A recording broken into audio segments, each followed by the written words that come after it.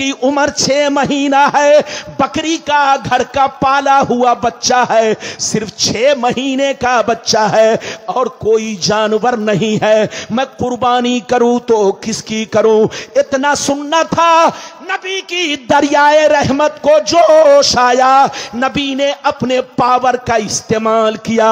नबी ने इरशाद फरमाया, ऐ अबू बरदा सुन ले, ऐ अबू बरदा सुन ले, सबके लिए अलग कानून है मगर आज तुम्हारे लिए अलग कानून है, दूसरा कानून है। जा जा मैं अपने पावर का इस्तेमाल कर रहा हूं, उसी 6 माह के बकरी के बच्चे को कुर्बान कर दे, तुम्हारी कुर्बानी अदा हो जाएगी। मसला सुनिए, मसला सुनिए, आप दारुल उलूम में बैठे, मसला सुनिए। बड़ा जानवर कम से कम 2 साल का होना चाहिए।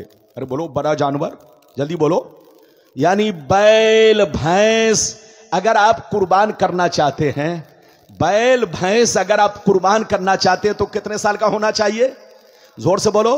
कम से कम 2 साल का। इधर देखिए। और ऊंट कम से कम 5 साल का, और बकरा बकरी का बच्चा कम से कम, जोर से बोलो, अरे बोलो, 1 साल का। बकरी का बच्चा कम से कम, बोलो, जोर से बोलो, 1 साल का होना चाहिए। मगर दुम्बा का बच्चा और भेड़ का बच्चा अगर 6 महीने का है मगर खा पीकर मोटा हो चुका है, देखने में साल भर का लगता है, तो दुम्बा के बच्चे की कुर्बानी जायज है और भेड़ के बच्चे की कुर्बानी जायज है। वरना आम जानवरों के लिए जो शर्त है, बकरी में कम से कम 1 साल का, बड़े जानवर में कम से कम, ऊंट के लिए कम से कम 5 साल का। अगर आप 6 महीने के बकरी के बच्चे की कुर्बानी करेंगे, नहीं होगी। मौलाना इस्लामुद्दीन करेंगे, नहीं होगी। हम करेंगे, नहीं होगी। और कोई सहाबा करते तो कुर्बानी नहीं होती। लेकिन नबी का पावर देखो, नबी का इख्तियार देखो।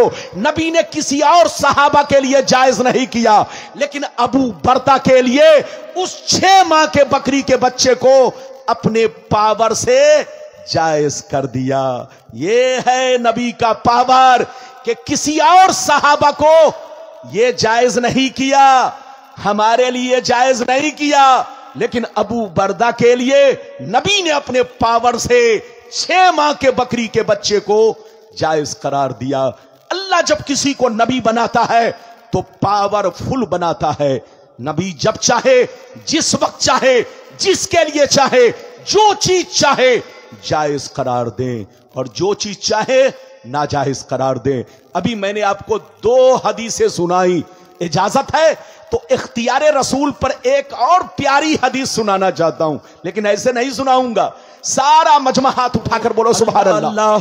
अबू दाऊद शरीफ जिल्द नंबर 1 पेज नंबर 508 अन उमारा बिन खुज़ैमा रज़ियल्लाहु तआला अन्हु क़ाल इन्ना अम्महु हद्दसहु व हुवा मिन अस्हाबिन नबी सल्लल्लाहु अलैहि वसल्लम फ़अक़बल अन्नबिय्यु सल्लल्लाहु अलैहि वसल्लम अला खुज़ैमा फ़क़ाल बिमा तशहदु फ़क़ाल बितस्दीक़िका या रसूल अल्लाह फ़जाल अन्नबिय्यु सल्लल्लाहु अलैहि वसल्लम शहादत खुज़ैमा शहादत रजुलैन। जोर से बोल दो सुभान अल्लाह।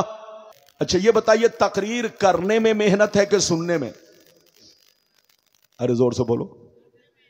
बिरयानी खाने में मेहनत है कि बनाने में? अगर खाने में मेहनत हो जाए तो हर आदमी बावर्ची बन जाएगा। तकरीर सुनना बोलो मुश्किल काम नहीं है, करना मुश्किल काम है।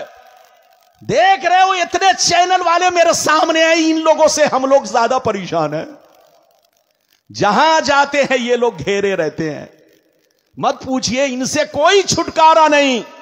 अगर जबान फिसल गई, गलती हो गई, मिस्टेक हो गया तो ये लोग उससे करोड़ों रुपए कमाएंगे, उसको ज्यादा फैलाएंगे। देखो रब्बानी साहब से मिस्टेक हो गया। तो ये चैनल हम लोगों की जिंदगी के लिए खतरा है, खतरा। अरे बोलिए। और इन लोगों को खतरा नहीं है, इसलिए आज का दौर बड़ा नाजुक आ गया है, सोच समझ के बोलना है, होश में बोलना है। मैंने आपको हदीस सुना दी, अब मतलब सुनिए, ज्यादा से ज्यादा आधा घंटा और आप मेरी तकरीर सुनेंगे।